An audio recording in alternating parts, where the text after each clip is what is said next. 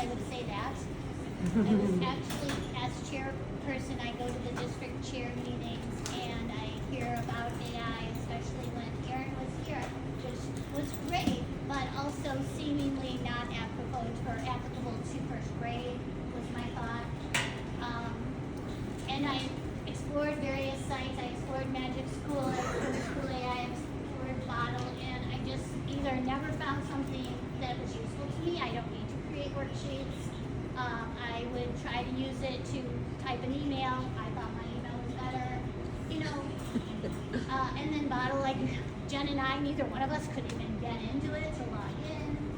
So it's like, and now granted, I've not spent a ton of time. I'm sure, I know you guys are expert teachers and probably spend more time in tech than I have, in particular with AI.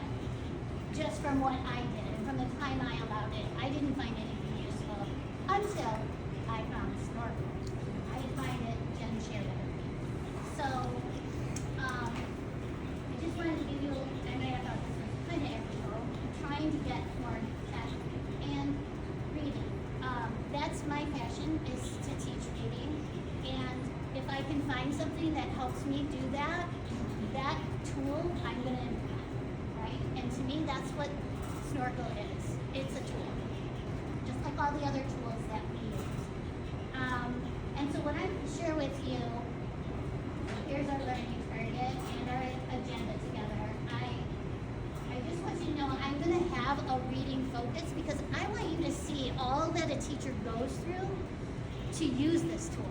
Because some of the people I've talked with, the first thing they say when I say, hey, I'm doing this cool thing with Snorkel, this AI, and the first thing they say, oh, that's going to replace me, you know. And I want you to see all the planning that goes in from the very beginning to the implementation to the analysis stage that the teacher goes through.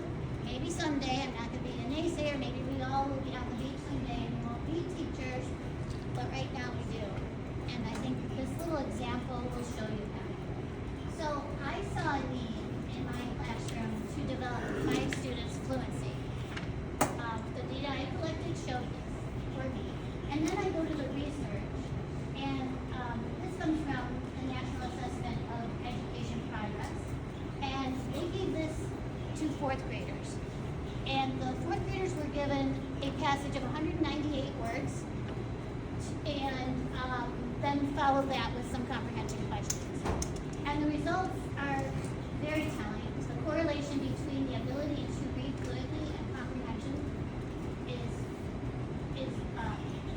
100% correlated. If you look at students who read less than 80 words per minute, 80 words correct per minute, the comprehension score is much lower, 185, than those who could read 130 words correct per minute, way up to the proficient stage at 244. So fluency matters. And these were fourth graders. And so then these researchers came out with these ORF norms, ORF oral reading fluency norms for grades 1 through 6.